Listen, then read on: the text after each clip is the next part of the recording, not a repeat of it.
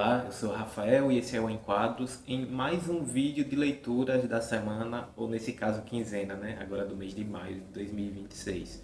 Eu li 4 quadrinhos e vou aqui dar meus comentários sobre eles, né? Assim de imediato, sem muita pesquisa também, mas são mais minhas impressões sobre o que eu achei da leitura desses quadrinhos. A primeira delas foi Contos de um Futuro Imperfeito, do Alfonso Fonte, que reúne várias histórias publicadas pelo Alfonso Fonte na revista 1984, né, uma revista francesa.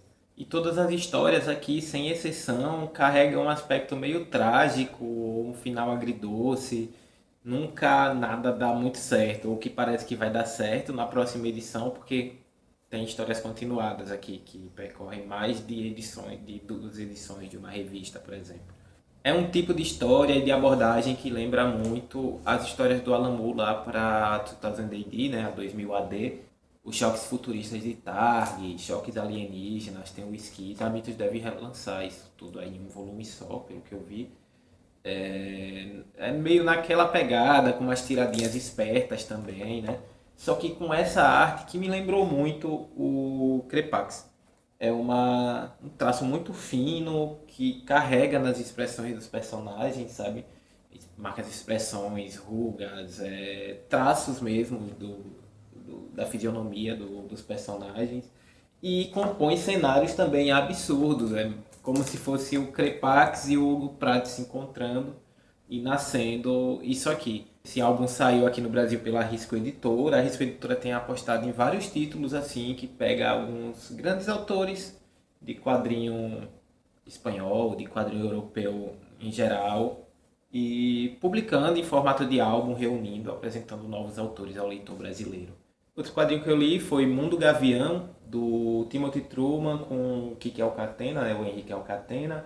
É um quadrinho da DC Comics sobre o Gavião Negro e é meio que a minissérie que vai definir o Gavião Negro pós-crise. É meio que a história de origem, sim, do Gavião Negro, mas uma nova origem muito trágica e que, apesar de pagar respeito à mitologia constituída do personagem e de suas outras encarnações, né, nas outras eras da DC, aqui dá um viés mais trágico e mais fim da história mesmo.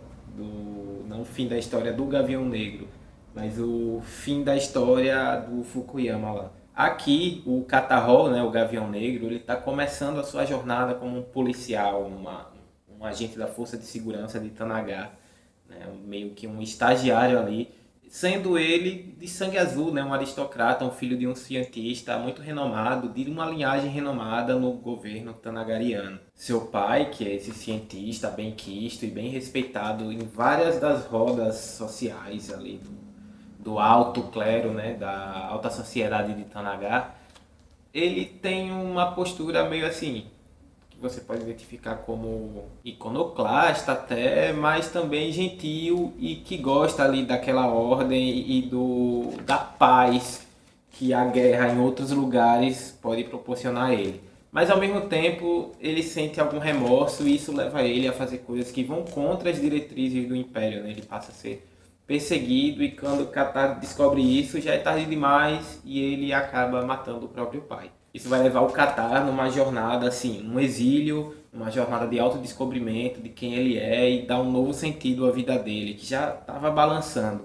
Então ele volta desse exílio para Tanagar, se eu não me engano, 20 anos depois, ou 12 anos depois. Derruba o poder vigente, né? Ele consegue promover uma insurreição contra, inclusive, o seu antigo chefe na força de polícia tanagariana. E toda essa história é contada com muito cinismo pelo Timothy Truman. O que dá vontade de ler a sequência disso aqui, que é a série mensal do Gavião Negro. Se eu não me engano, continua escrito pelo Timothy Truman, tem envolvimento do John Ostrander.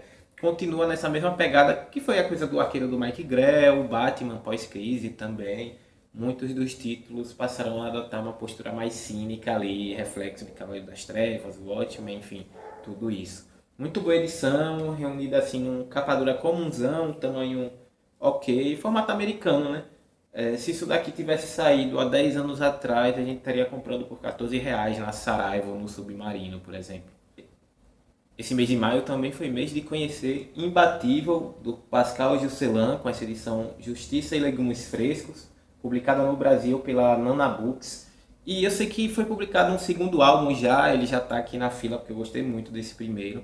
Mas eu demorei muito para dar chance, porque o que eu ouvi falar desse álbum é que é um álbum divertido, que brinca com a linguagem de quadrinhos e que é muito bom para criança, é muito bom para quem não tem contato frequente com quadrinhos, e eu achei que fosse ser algo meio batido até, sabe?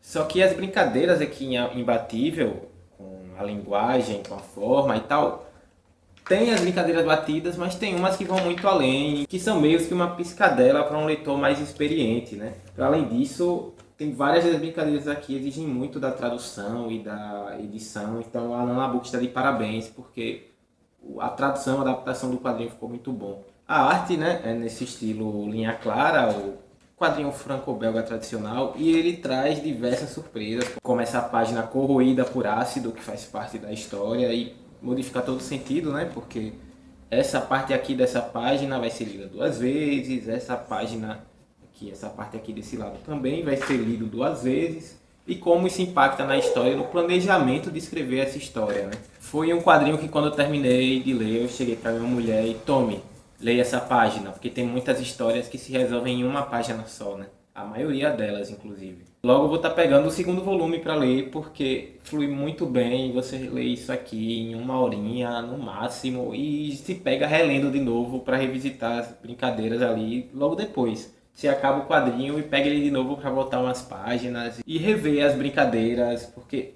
a sacada toda do negócio aqui, o Imbatível é um herói, é um personagem que percebe, que sabe que está dentro de uma história em quadrinhos e sabe a lógica das histórias em quadrinhos. Os quadros, como estão dispostos, a questão da própria noção do tempo. Tempo é espaço, espaço é tempo. Que é algo que quem brinca com isso também é o Marc-Antoine Mathieu, só que em outra escala, né? São histórias mais compridas, álbuns completos, mas que brincam também com isso da forma e da linguagem dos quadrinhos. E o outro quadrinho que eu li agora nessa primeira quinzena de maio foi Dormindo Entre Cadáveres, publicado pela Comic Zone, quadrinho de Luiz Moreira Gonçalves e do Felipe Paruti. Eu não conhecia o nome do Luiz Moreira Gonçalves, mas isso porque ele não é do mundo dos quadrinhos, não era até então. Ele é um médico português que, na altura que explodiu a Covid-19, né, ali no início de 2020, ele trabalhava na USP como professor, pesquisador também, e nunca tinha clinicado. Mas a partir de um e-mail ali do enviado direto de Rondônia, de um órgão público de Rondônia, ele é convocado a trabalhar em Rondônia como voluntário, ter o salário e tal, mas para atuar no combate ao Covid-19.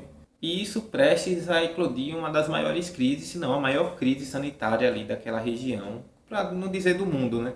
A Covid-19 matou milhões de pessoas no mundo com a colaboração de diversos políticos, do executivo, do judiciário, enfim, em cargos críticos tomando decisões absurdas, colocando em risco a população. Então ele vai para lá, ele aceita, ele topa ir para Rondônia, e o quadrinho vai contar todo esse processo, ele chegando lá, seu primeiro plantão e tal, todo esse tempo que ele passou lá, os casos absurdos, como era lidar com a morte o tempo todo, a morte sempre presente, e quando não estava acontecendo, ela estava pairando ali pelo ambiente, porque todos eles sabiam que o paciente no leito tal ia morrer.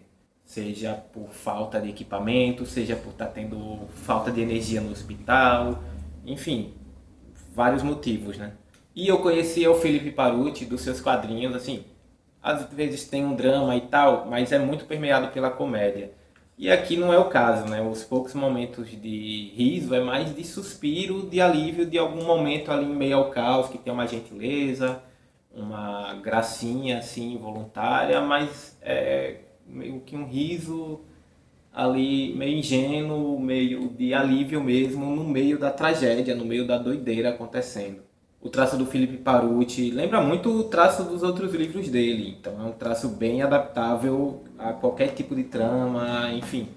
É um quadrinho muito duro, muito difícil de ser lido, acho que não é para todo mundo, porque vai apertar em gatilhos muito recentes ainda, criados muito recentemente, acho que muito disso não saiu ainda para muita gente, mas eu acho que é um dos quadrinhos mais importantes publicados no Brasil aí, sei lá, da última década. E se essa foi a maior crise sanitária da história do Brasil, talvez um dos quadrinhos mais importantes da história do Brasil, né? Quem sabe o futuro que vai dizer. Então foi isso, galera. Essas foram minhas leituras aí da primeira quinzena do mês de maio. Eu li pouco, mas eu estou muito envolvido com minha jogatina de Dark Souls 2 de novo. Criei um novo personagem e estou fazendo uma nova run, explorando, porque eu só jogo esses jogos explorando mesmo, não consigo ir direto no objetivo. Por hoje é só, se você gostou desse vídeo, deixa o like aí, não se esquece de se inscrever no canal. Não tem tido muito vídeo, mas eu estou tentando pelo menos falar das leituras que eu fiz, né, de cada uma delas. Então, se possível, deixa aí um comentário sobre o que você leu, o que você achou das coisas que eu li, se te interessa, valeu? É isso, tchau, tchau.